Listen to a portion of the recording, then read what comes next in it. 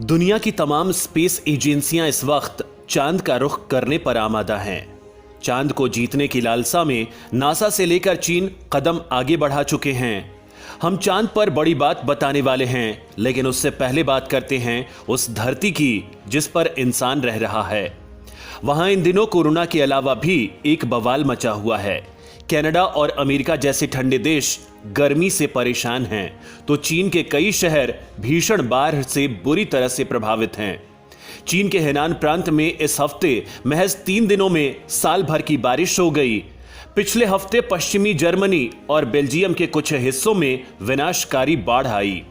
Australia के Perth में लगातार 17 दिनों तक बारिश हुई, जिससे 20 वर्षों में जुलाई में सबसे ज्यादा बारिश का रिकॉर्ड टूट गया।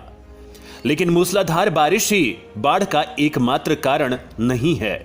जी हां, धरती पर आ रही भयंकर तबाही का एकमात्र कारण बरसात या फिर धरती की गतिविधियां ही नहीं हैं, बल्कि इस तबाही के तार चंद्रमा से जुड़े हैं। इससे भी डरावनी बात यह है कि साल 2030 तक धरती पर चांद के चलते बड़ा कोहराम मचने वाला है। कोहराम ऐसा कि भारत का मुंबई शहर पानी में डूब सकता है। जी हां, ठीक सुन रहे हैं आप। दुनिया में अंतरिक्ष जगत की सबसे बड़ी एजेंसी नासा और हवाई यूनिवर्सिटी के वैज्ञानिकों के रिसर्च में पता चला है कि 2030 के दशक के मध्य में बाढ़ से स्थिति बदतर हो सकती है, क्योंकि चंद्रमा की कक्षा के एक और चरण की शुरुआत हुई है, जिसका जुड़ाव जलवायु परिवर्तन से समुद्र के बढ़ते स्तर के साथ है। वैसे तो यह रिसर्च अमेरिका में किया गया, लेकिन इसके रिजल्ट पूरी दुनिया के लिए चौंकाने वाले हैं, क्योंकि भारत का भी समुद्री तट छोटा मोटा नहीं है। तो ऑस्ट्रेलिया में समुद्र तट की विशाल लंबाई है और वहां रहने वाले लोगों के लिए इसके रिजल्ट बेहद खतरनाक हो सकते हैं, क्योंकि हम सभी जानते हैं कि समुद्र का जल स्तर जलवायु परिवर्तन से बढ़ रहा है, और यह भी जानते हैं कि समुद्र के स्तर में छोटी सी भी वृद्धि तूफान के दौरान बाढ़ का खतरा बढ़ा देती है। हम बाढ़ की घटनाओं के ऐतिहासिक और पाषाण काल के रिकॉर्ड से जानते हैं कि ज्यादातर नहीं भी तो कई मामलों में तटीय बाढ़ के प्रत्यक्ष रूप से अनुभव के आधार पर कहा जा सकता है कि भविष्य में क्या होगा।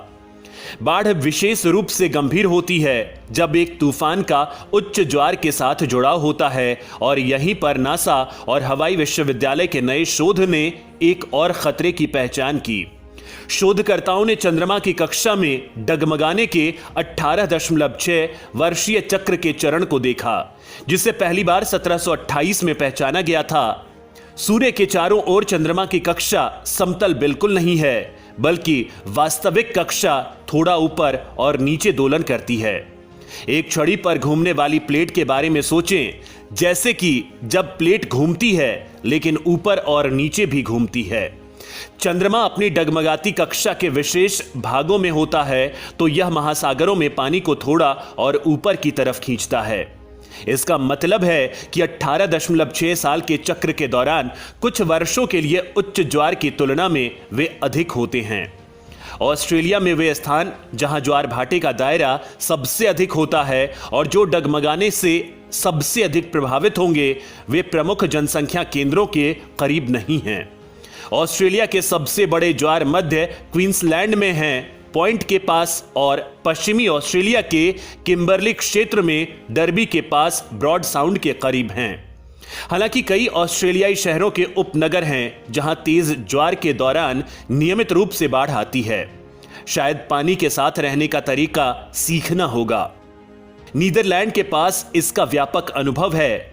समूचे समुदायों को स्थानांतरित करने या समुद्र की दीवारों जैसे बड़े अवरोधों का निर्माण करने के बजाय यह देश बाढ़ के समग्र प्रभाव को कम करने के तरीके खोज रहा है। इसमें अधिक लचीले भवन का डिजाइन बनाने या बाढ़ के खतरे वाले स्थानों पर शहरी विकास को कम करना शामिल है। इसका मतलब है कि बाढ़ जब आएगी तो बुनियादी ढांचे को कम नुकसान होगा।